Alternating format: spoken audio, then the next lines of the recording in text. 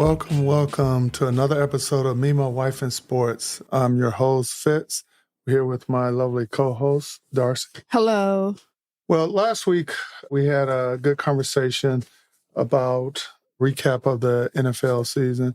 Didn't have really any comments from folks, but one in particular, our grandson, he disagreed with me when I told him Mahomes can't be considered in the same category as Brady yet. He's a big Mahomes fan. So he really got on us about that. He got on you. Yeah, me specifically. But also I'd like to wish him a happy birthday. Yes. He's what, 15? 15. Yeah, so he's getting up there. And he plays sports as well, football, basketball. So with that said, let's move on to this week's topic. Paying college athletes and endorsements. Should they receive a stipend from the school? And should they receive a stipend for their likeness and images, and as well as name, and get paid for it? Darcy, what's your thoughts on that? Well, before you even go down that road, just so everybody's on the same page, back in 2021, the Supreme Court ruled that student athletes should receive or be able to receive compensation for their name, image, and likeness. But with that said, still, athletes cannot get paid directly from the school, or as they said, play for pay, because in the long run, in my opinion, it would be unfair because the bigger schools will win overall and sort of knocking some of the little schools out of competition. But that's just my thoughts, and we'll discuss some more. Darcy. So I think that they should be able to receive compensation for their name, image, and likeness. The NCAA has disallowed this for years because they wanted to keep college sports in what they call amateurism and not to be classified as professional sports. I agree, but I think the NCAA just didn't keep up with times, because who would have thought that social media and just the media contracts that schools receive these days would be what they are? Well, I mean, I think when EA Sports goes to using players' name and image and likeness, then they should be compensated for that. So it goes back several years that's been going on, that these guys weren't being compensated for. I agree. So when we're talking about allowing college athletes to get endorsements and to do endorsements and sponsors and all of that kind of thing, I don't see where that's going to interfere with their education or their play on the field. Well, I halfway agree with you in the sense that, first and foremost, all these young student athletes, whether it's no matter what the sport, their main focus, in my opinion, in going to college is not the sport, but to receive an education, which they'll have after the sports is come and gone. And I just don't want the player to lose focus of that and start worrying more about getting endorsement deals and performing on the courts or the football field or the gymnastic rooms to up their stake in the endorsement field and forget about the scholastics and academia of what they're in school for. So you think that most of these guys go to school not thinking about playing sports?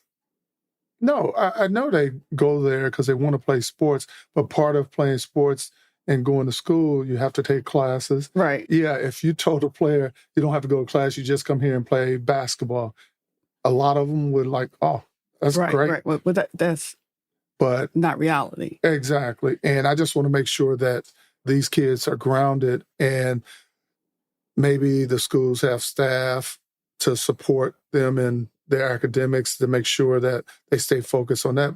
And of course, they have to excel in their sport as well. I'm not knocking that because I played college ball, so I understand that. But everybody doesn't make it to the NFL. Everybody doesn't make it to the NBA and so forth. And they have to know that as well. Well, you know as well as I do. A lot of them know that, but they don't want to accept that. I think that they should leave it where the schools stay out of paying the athletes. I don't think the schools should pay the athletes, because now you get into something totally different. Are the students now employees? Do they get benefits? Can they be fired? Right. It's a whole different ball game when you start talking about allowing the educational institution to make those payments. I think if you allow the boosters or companies that want to do deals and sponsorships, allow them to approach whatever athlete they want to approach and keep it in that arena.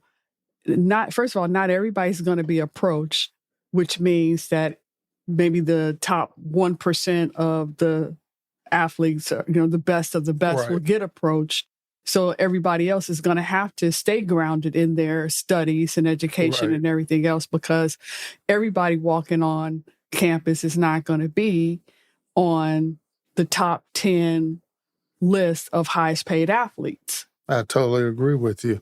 So it's funny you mentioned that, because Forbes put a poll out in 2023 by Sportico and Harris, stating that nearly 70% of U.S. adults say college athletes should be able to receive direct compensations from their school.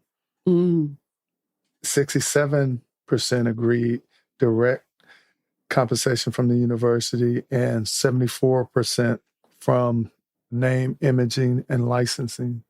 So it goes into what you're saying, that they should be able to benefit from that, and 74% of the people polled agree with you, which I agree as well, definitely.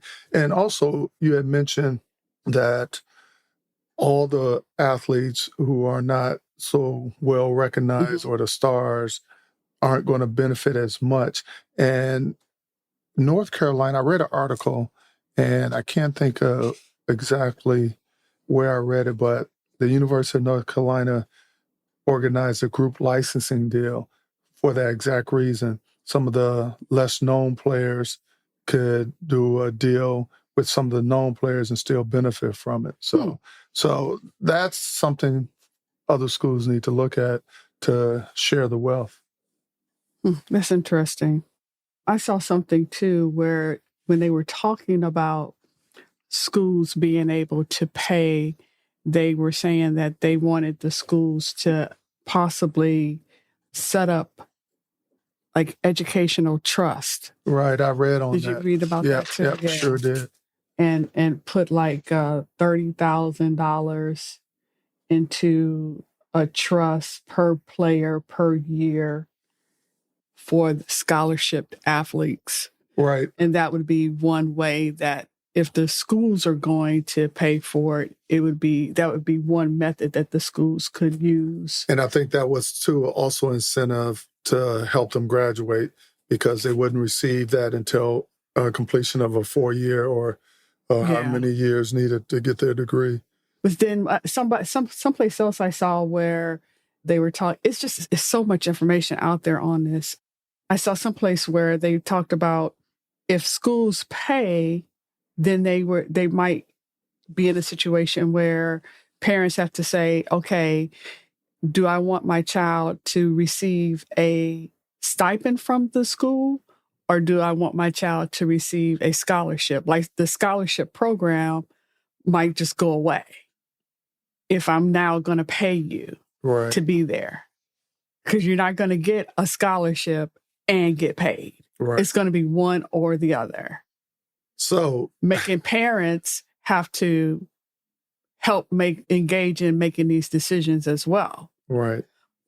Well, it's kind of strange that you mentioned that, because I guess the question then, it goes back to what you said in the beginning of this episode, is that if the colleges pay these athletes and say they are not performing, do they get fired? Exactly. Exactly. What happens? Yeah. Or if a coach is not happy with a particular player and he pushes them out. Exactly. Then you have to get HR and all that other stuff involved. Exactly. Do they get a union? Do Right. you now have to have a NCAA Players Association? Good point. Good point.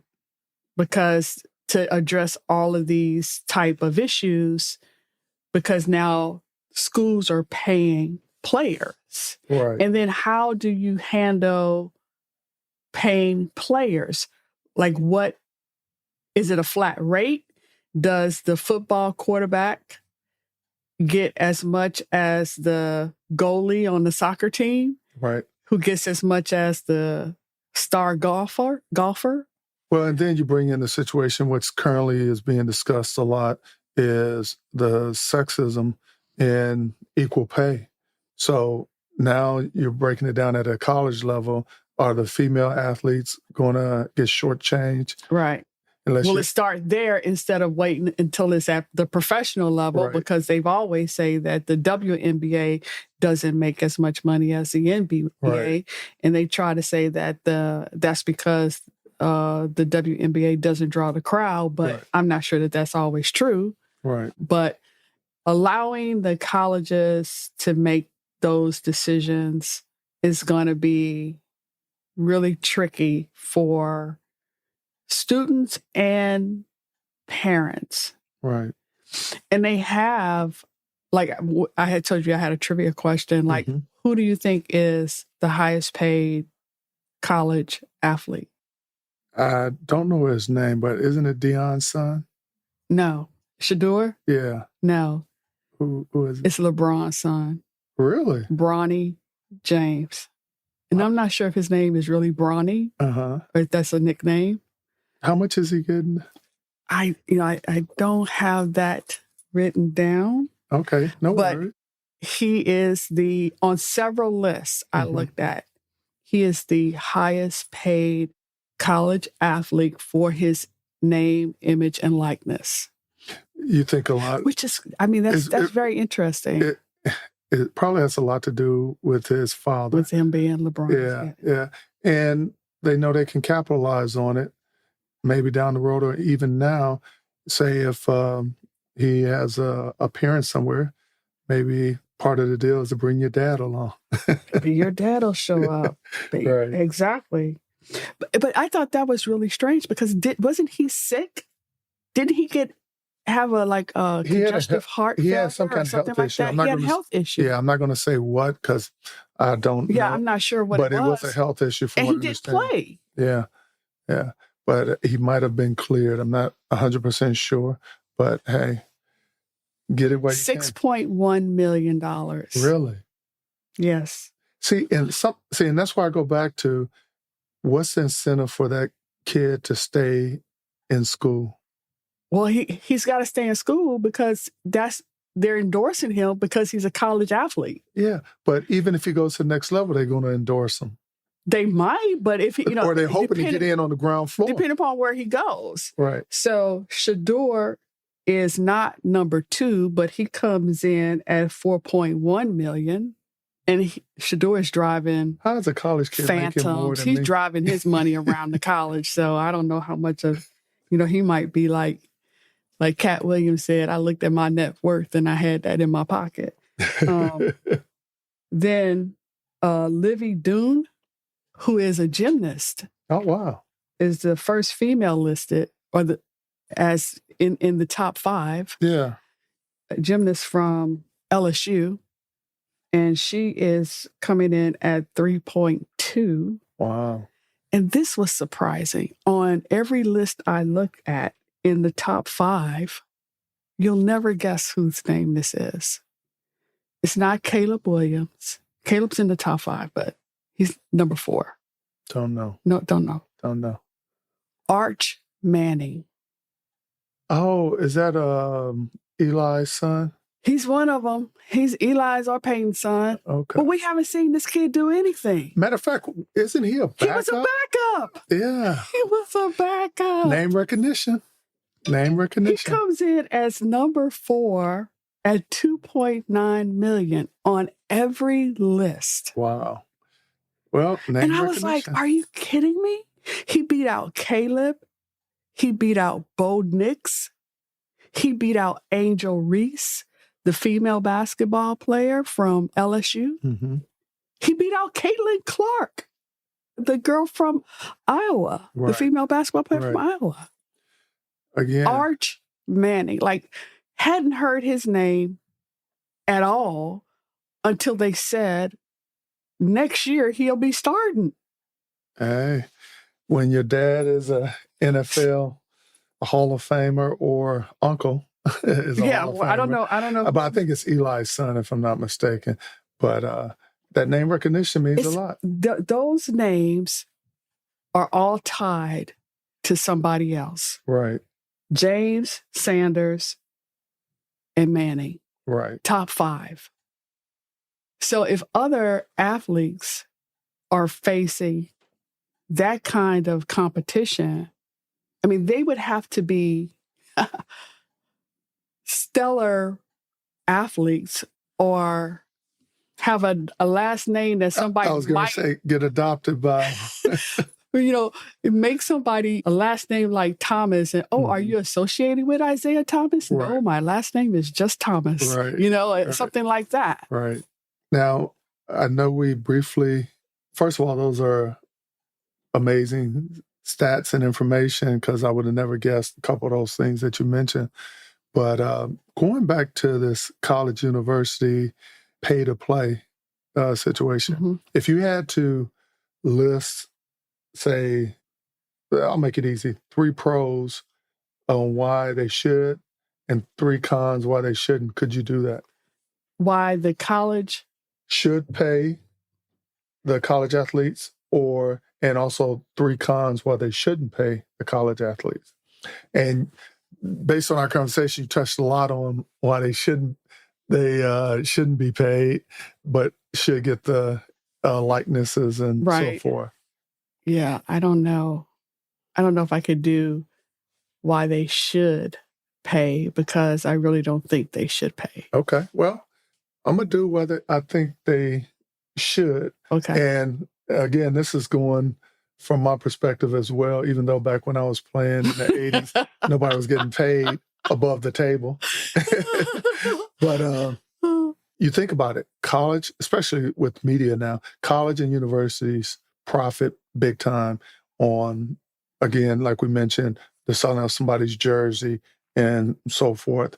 And so they're bringing in over billions of dollars, and they're paying these coaches anywhere from $1 million to $10 million to coach, depending on the sport. Yes. And why shouldn't the players get some of this? That's true. That's a good point. That was one of my pros on that. And the second pro, because I'm going to give you 3, and the second one is college players, no matter what the sport, they risk their bodies every day when they're participating.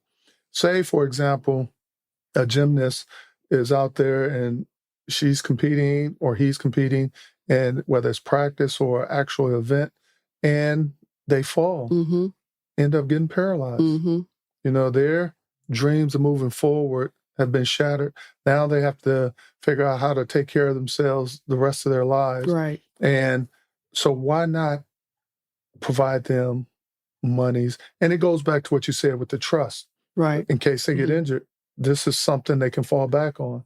And I think some of your bigger schools can make some big trust funds for some of these athletes. And my third one, a lot of college athletes, and you just mentioned it in your lineup of names, the Manning son, he's getting paid all that money, the Sanders son, for their likeness and so forth. So why not pay them? Because they're, first of all, drawing other students to come to that school. They're having the attendance for sporting events grow bigger and bigger because everybody's coming to see that person. It might be for different reasons. Is he worth $2 million? Why is he getting paid that? Or is he a bum? Either way, the school is getting gates. Now, since I did the pros, I'll let you do 3 cons. I agree with that, with your pros. I think the cons, and I don't know that I have 3, but I think the cons are going to be the schools trying to figure out how to pay athletes.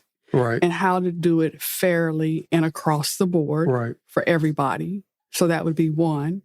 The second issue is going to be, how do you treat them now? Are they students? Are they employees? Are they independent contractors? What is their status? Because now you're on my payroll in some capacity. And if I'm paying you, if it's pay for performance, then what happens when you're not performing and you're not on a scholarship? Right. Are you just fired? And you're no longer a part of the school. Right. That would be the other part. Because athletes usually are renewing their scholarships yearly. Right. Anyway. So would that be considered like a contract now? Do we want to re-up it? Yeah, I think that's going to be the issue. And then I read somewhere where they were only talking about allowing it for Division I schools. Right. So what's going to happen to all the other divisions? Well, also, too, like for Division III schools, most, actually, none that I'm aware of are on scholarships. They are getting financial aid as well as jobs. Yeah, but what happens to like your HBCUs? Right. What happens to private schools? What happens to those schools? How are those schools? Are they going to be allowed to set up their own pay for performance type like situation? What is it? NAI? I mean, what's going to happen is you're going to drive all your business to one group, either all to Division I's, or whoever comes up with the best plan is going to get all the attention. All right. And it'll no longer be even about coaching or winning.